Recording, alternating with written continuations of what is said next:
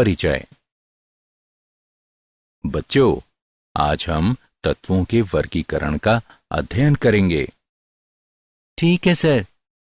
Sir, पर हम तत्वों का वर्गीकरण कैसे करेंगे?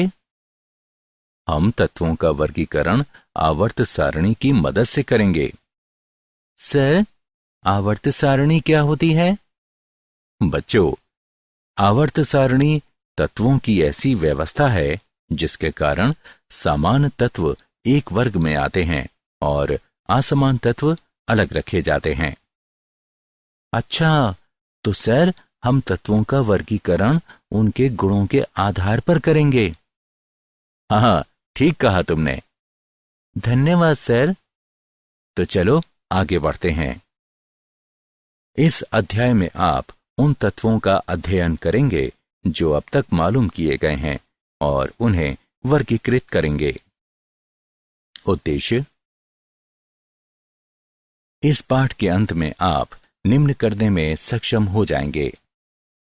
आवर्त सारणी के तत्वों को वर्गीकृत करना, आवर्त सारणी की उत्पत्ति पर विमर्श करना, मेंडलीव की आवर्त सारणी को समझना, आधुनिक आवर्तिता नियम को बताना, 100 से अधिक परमाणु क्रमांक वाले तत्वों के नामकरण को जानना, तत्वों के इलेक्ट्रॉनिक विन्यास पर विमर्श करना, आवर्त सारणी को एस, पी, डी और एफ ब्लॉकों में विभाजित करना, तत्वों के गुण धर्मों में आवर्तिता को समझना, तत्वों के रासायनिक गुणों में आवर्तिता को समझना।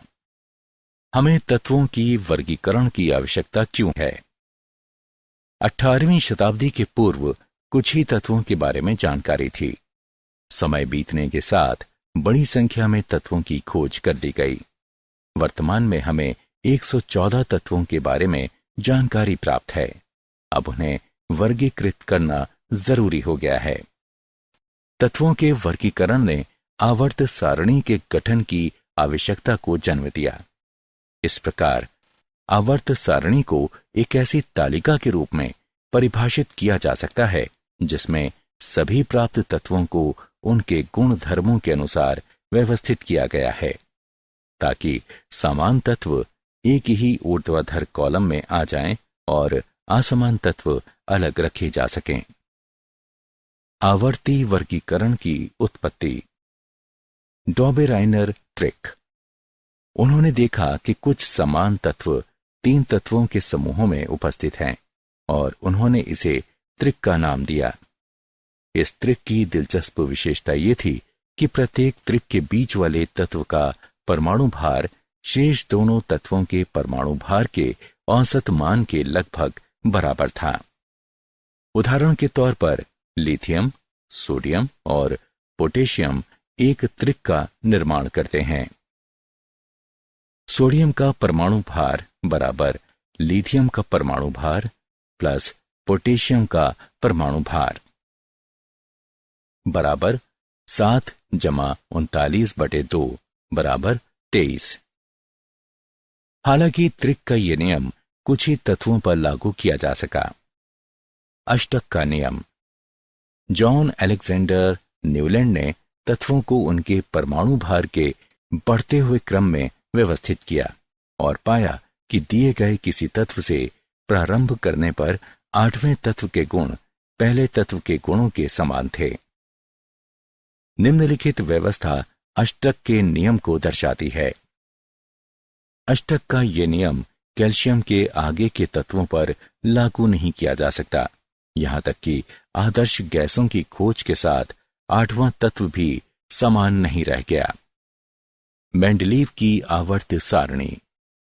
मेंडलीव ने जो आवर्त सारणी दी उसके अनुसार तत्वों के गुणधर्म उनके परमाणु भारों के आवर्ती फलन होते हैं। मेंडलीव की आवर्त सारणी की उपयोगिता। 1. आवर्त सारणी में तत्वों का वर्गीकरण समान गुण धर्म वाले तत्वों को एक समूह में रखकर किया गया है। 2. मेंडलीव ने अपनी आवर्त सारणी में कुछ रिक्त स्थान छोड़े थे जो भविष्य में नए तत्वों की खोज का संकेत देते थे। कुछ गुणों की प्रगुक्ति भी पूरी निष्पक्ष सटीकता के साथ की गई थी। उदाहरण के तौर पर जब उन्होंने अपनी आवर्त सारणी को प्रस्तावित किया था, गैलियम और जर्मेनियम दोनों तत्वों की खोज नहीं हुई थी। मेंडलीव ने इनका नाम क्रमशः एका एल्यूमिनियम और एका सिलिकॉन रखा था। 3. इस सारणी की मदद से कुछ तत्वों के संदेहास्पद परमाणु भारों को ठीक कर दिया गया। आधुनिक आवर्त नियम और आवर्त सारणी का वर्तमान स्वरूप। आधुनिक आवर्त नियम कहता है कि तत्वों के भौतिक और रासायनिक गुणधर्म उनके परमाणु क्रमांकों के आवर्ती फलन होते हैं। वर्तमान की आवर्त सारणी का स्वरूप दीर्घ है।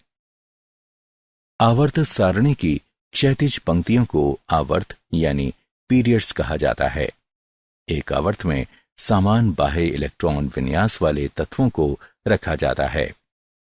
पूरी सारणी में 7 आवर्त हैं, जिनके नंबर 1, 2, 3, 4, 5, 6 और 7 दिए गए हैं।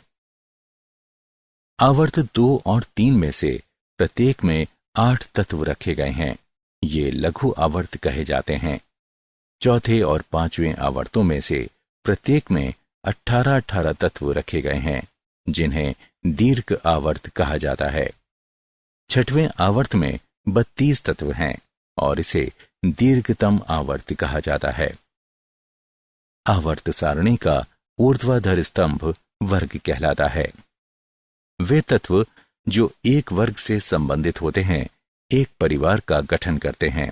उदाहरण के तौर पर वर्ग 17 के तत्व हैलोजन परिवार का गठन करते हैं। इसी तरह वर्ग 16 के तत्व ऑक्सीजन परिवार का गठन करते हैं। 100 से अधिक परमाणु क्रमांक वाले तत्वों का नामकरण। IUPAC यानी international union of pure and applied chemistry के द्वारा यह निर्णय लिया गया कि तत्वों का एक व्यवस्थित नामकरण 0 और 1 से 9 तक की संख्याओं के लिए संख्यात्मक मूल का प्रयोग करते हुए सीधे तत्वों के परमाणु क्रमांकों के आधार पर किया जाएगा। परमाणु क्रमांकों के विभिन्न अंकों के लिए दिए गए नामों को क्रमशः एक साथ लिखकर अंत में EM लगा दिया जाए। उदाहरण 120 परमाणु क्रमांक वाले तत्व की खोज नहीं की गई है। इस तत्व का नाम और प्रतीक क्या होगा? हल। दिया गया परमाणु क्रमांक 120 है, अतः दी गई सारणी के अनुसार 120 के लिए हम अनबाइनिल लिख सकते हैं। उसके बाद EM जोड़ेंगे, अतः ये अनबाइनीलियम कहलाएगा और इसका प्रतीक होगा UPN। तत्वों का इलेक्ट्रॉनिक विन्यास और आवर्त सारणी। किसी परमाणु के कक्षकों में इलेक्ट्रॉनों की व्यवस्था उसका इलेक्ट्रॉनिक विन्यास कहलाती है। आवर्त की संख्या तत्वों में उपस्थित संयोजी कोश की मुख्य क्वांटम संख्या को प्रदर्शित करती है। आवर्तों में इलेक्ट्रॉनिक विन्यास। प्रथम आवर्त प्रथम ऊर्जा स्तर जो कि n बराबर 1 है, इसमें इलेक्ट्रॉनों के भराव को दर्शाता है। अब इस ऊर्जा स्तर में केवल एक कक्षक होता है, एक s, इसलिए इसमें 2 इलेक्ट्रॉन रह सकते हैं। इसका मतलब यह भी हुआ कि प्रथम आवर्त में केवल 2 ही तत्व हो सकते हैं। दूसरे आवर्त में इलेक्ट्रॉनों के भराव द्वितीय ऊर्जा स्तर जो कि n बराबर 2 है, इससे शुरू होता है। इसमें केवल 4 कक्षक होते हैं, एक 2s और 3 2p, जो 8 इलेक्ट्रॉनों को रख सकते हैं। अतः दूसरे आवर्त में 8 इलेक्ट्रॉन होते हैं। तीसरे आवर्त n बराबर 3 में इलेक्ट्रॉनों के भराव 3s कक्षकों में होता है। अतः 3s और 3p कक्षकों में इलेक्ट्रॉनों का लगातार भराव तीसरा आवर्त बनाता है। चौथा आवर्त n बराबर 4। ये 4s कक्षकों में इलेक्ट्रॉनों के भराव से शुरू होता है। हालांकि 4s कक्षक के बाद और 4p कक्षकों के पहले 5 3d कक्षक भी भराव के लिए होते हैं। अतः पूरे 9 कक्षकों में 1 4s, 5 3d और 3 4p कक्षक भरने के लिए होते हैं।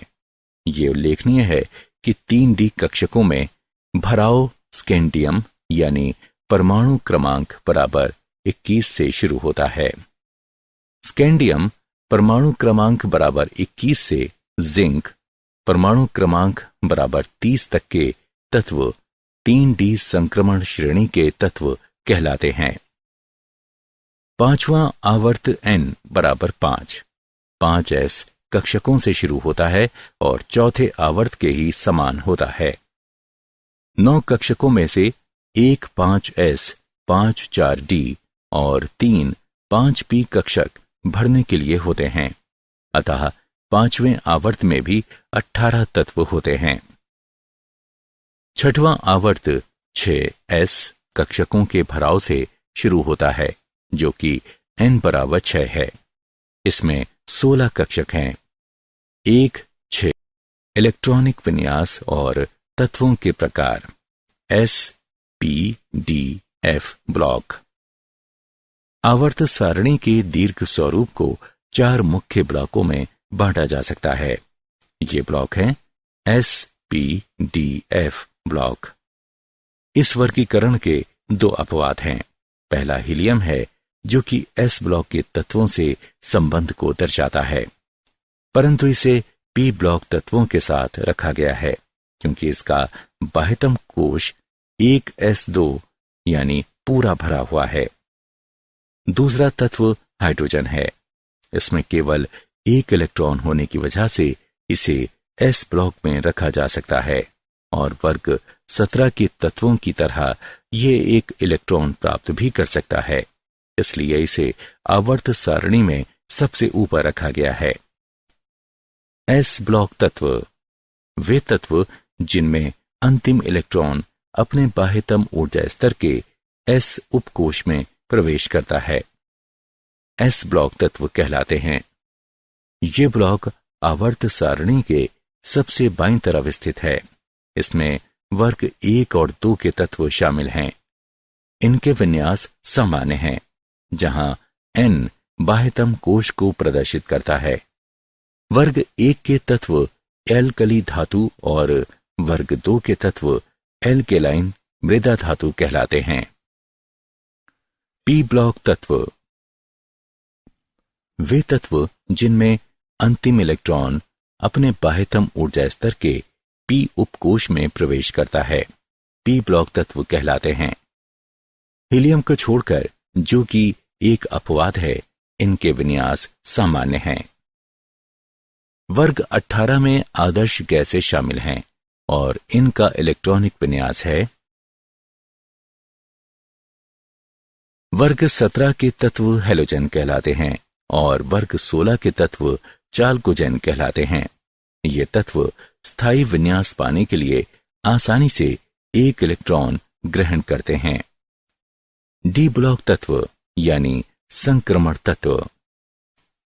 डी ब्लॉक तत्व वे तत्व हैं जिनके इलेक्ट्रॉनिक विन्यास में डी कक्षक आंशिक रूप से भरा जाता है। इसका सामान्य विन्यास है। डी ब्लॉक तत्वों की सामान्य विशेषताएं निम्नलिखित हैं। ये रंगीन सम्मिश्र का निर्माण करते हैं। इनमें से अधिकांश अनुचुंबकीयता प्रदर्शित करते हैं। इनमें से अधिकांश में उत्प्रेरक के गुण होते हैं।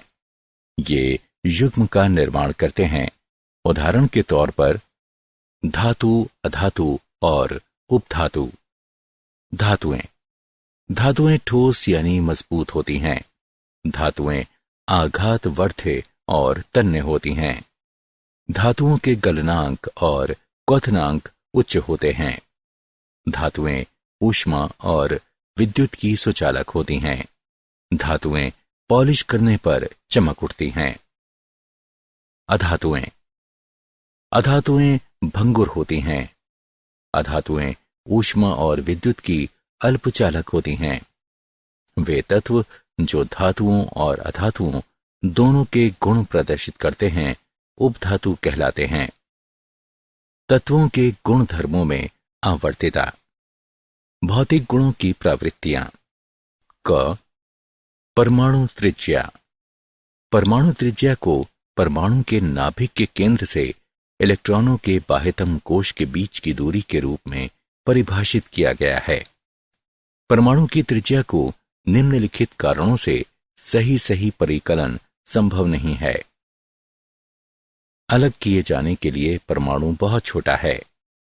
किसी परमाणु की प्रायिकता वितरण उसके आसपास उपस्थित अन्य परमाणुओं से प्रभावित हो जाती है। परमाणुओं का आकार एक दूसरे से जुड़ने वाले आबंधों की अवस्था के अनुसार बदल जाता है। यदि सहसंयोजक अणुओं के दो परमाणु एकल बांध द्वारा जुड़े हुए हैं तो हम नापेंगे सहसंयोजक त्रिज्या को।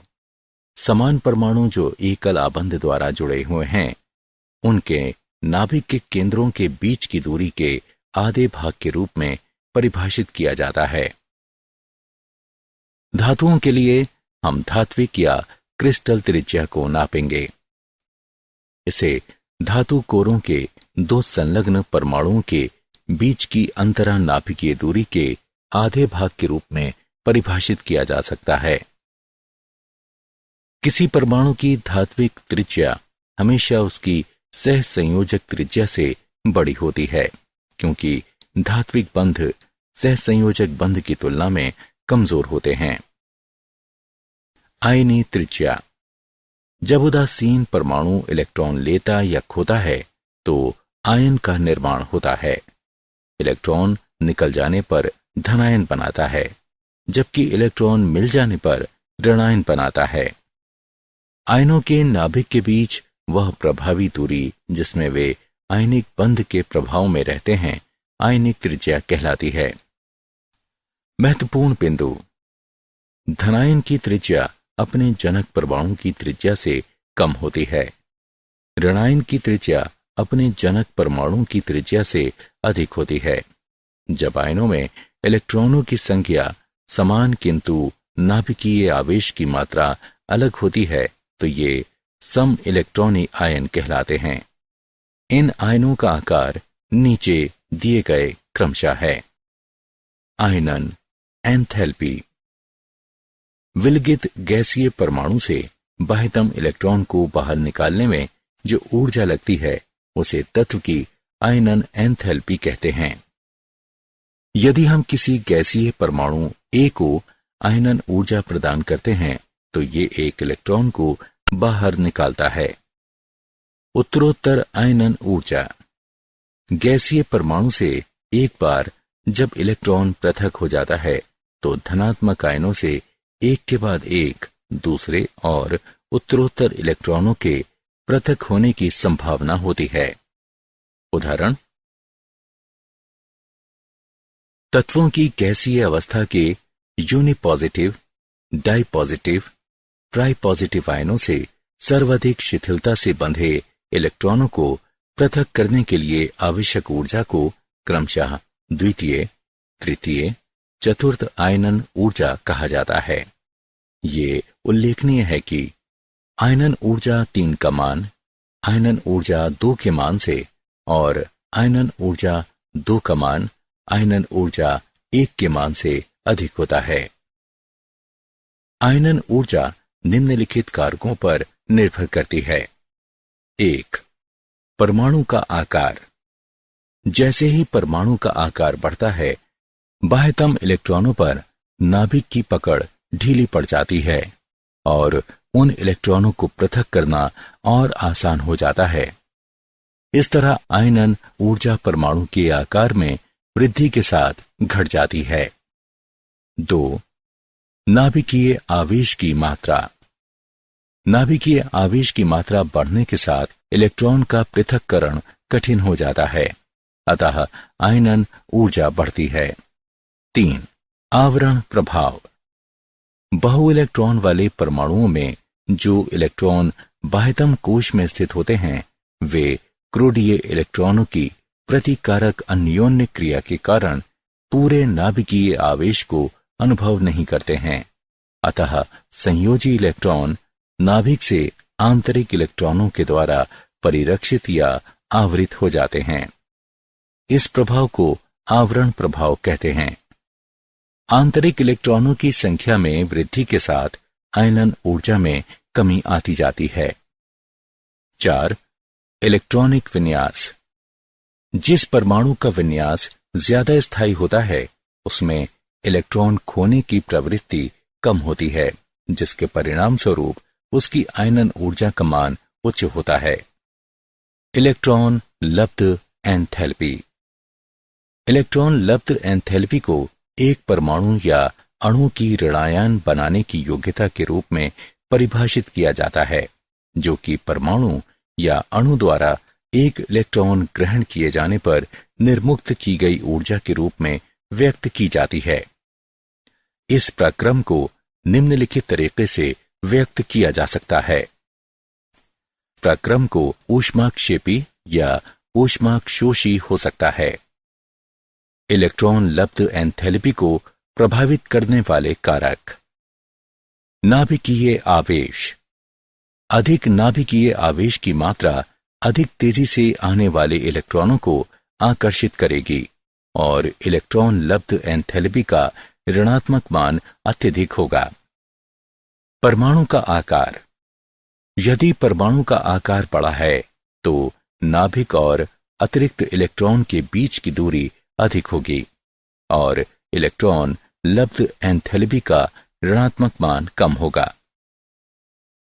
इलेक्ट्रॉन विन्यास। यदि परमाणु का विन्यास स्थायी होता है तो उसमें इलेक्ट्रॉन ग्रहण करने की प्रवृत्ति कम होती है, जिसके परिणाम स्वरूप उसकी इलेक्ट्रॉन लब्ध एंथैल्पी का मान अत्यधिक धनात्मक होगा। विद्युत ऋणात्मकता। सहसंयोजक आबंध के इलेक्ट्रॉन युग्म को अपनी ओर आकर्षित करने की योग्यता की माप विद्युत ऋणात्मकता कहलाती है। वे कारक जिन पर विद्युत ऋणात्मकता निर्भर करती है वे हैं प्रभावी नाभिकीय आवेश और परमाणु त्रिज्या। अधिक नाभिकीय आवेश अधिक विद्युत ऋणात्मकता, छोटी परमाणु त्रिज्या अधिक विद्युत ऋणात्मकता। सबसे अधिक विद्युत ऋणात्मक तत्व फ्लोरीन है। रासायनिक गुणधर्मों में आवर्त प्रवृत्ति। संयोजकता में आवर्तिता या ऑक्सीकरण अवस्थाएं। किसी तत्व की संयोजकता उसके बाह्यतम कोश में उपस्थित इलेक्ट्रॉनों की संख्या होती है। संयोजकता इलेक्ट्रॉनों की संख्या आवर्तों में आगे बढ़ने पर 1 से 8 तक बढ़ती जाती है।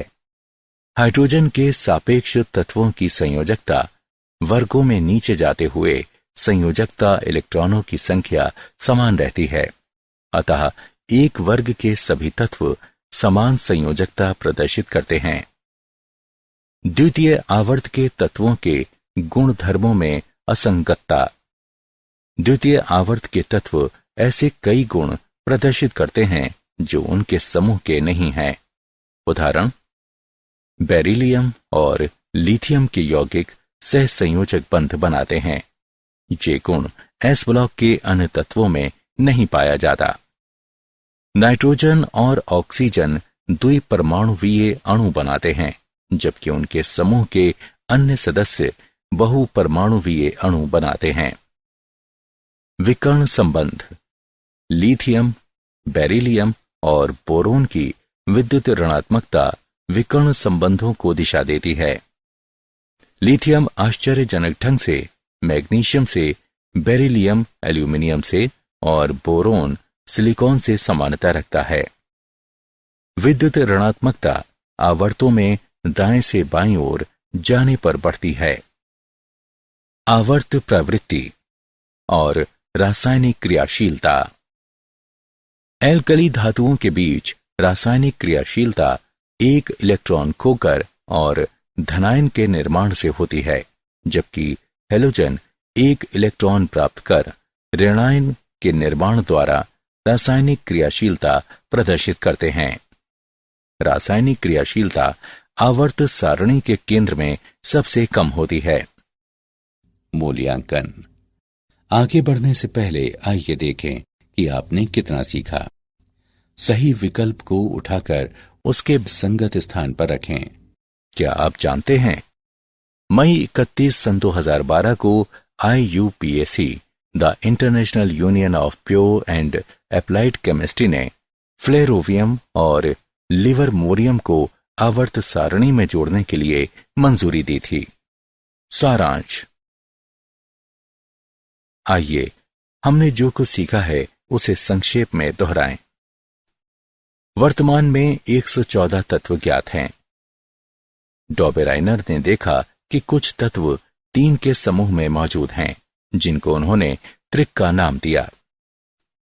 जॉन अलेक्जेंडर न्यूलैंड ने तत्वों को उनके परमाणु भार के बढ़ते हुए क्रम में व्यवस्थित किया और पाया कि किसी भी तत्व से प्रारंभ करने पर 8वें तत्व के गुण पहले तत्व के गुणों के समान थे। मेंडलीव ने एक आवर्ती नियम दिया। नियम कहता है, तत्वों के गुणधर्म उनके परमाणु भारों के आवर्ती फलन होते हैं। आवर्त सारणी की वर्तमान स्वरूप दीर्घ है। IUPAC ने 100 से अधिक परमाणु क्रमांकों वाले तत्वों के लिए एक व्यवस्थित नामकरण पद्धति दी। किसी परमाणु के कक्षांकों में इलेक्ट्रॉनों की व्यवस्था को इलेक्ट्रॉन विन्यास कहा जाता है। आवर्त सारणी को 4 ब्लॉकों S, P, D और F में वर्गीकृत किया गया है। किसी तत्व की संयोजकता उसके बाह्यतम कोश में उपस्थित इलेक्ट्रॉनों की संख्या होती है। द्वितीय आवर्त के तत्व ऐसे कई गुण प्रदर्शित करते हैं जो उनके समूह के नहीं हैं। द्वितीय आवर्त के तत्वों का ये गुण असंगत गुणधर्म कहलाता है।